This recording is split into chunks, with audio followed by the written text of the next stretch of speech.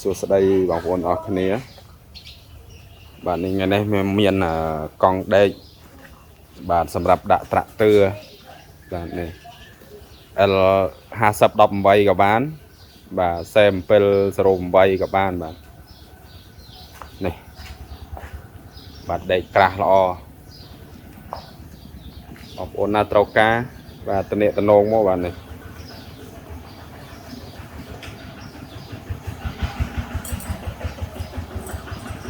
នេះកន្លែងចាប់យើងចាប់ជាមួយថាសវិញបដ បាទចាប់ជាមួយថាសបាទកង់នេះមឹមល្អបាទនេះយើងមានដែករាយដាក់ពីលើនេះមក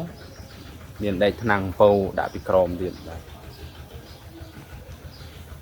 អានេះសម្រាប់បងប្អូនយកទៅវាយដីភក់បាទអានេះមកគូបាទលក់មកគូទៅតឹងវាទៅតឹងកម្មវាខ្ញុំមើល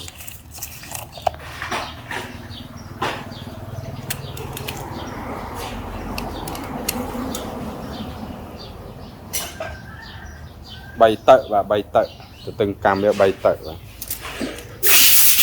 ហើយតារ៉ា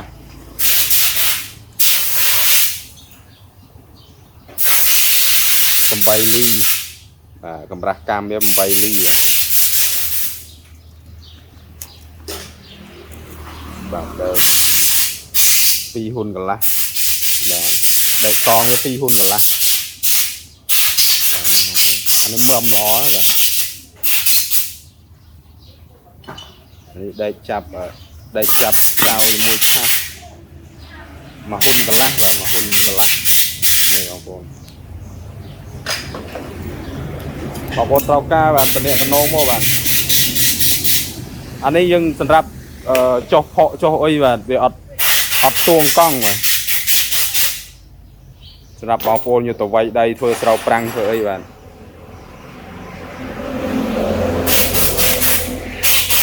បាទតម្លៃបងប្អូនចុចនឹងលេខទូរស័ព្ទមកបាទខ្ញុំនឹងដាក់នៅក្នុង description សូមអរគុណសូមជម្រាបលា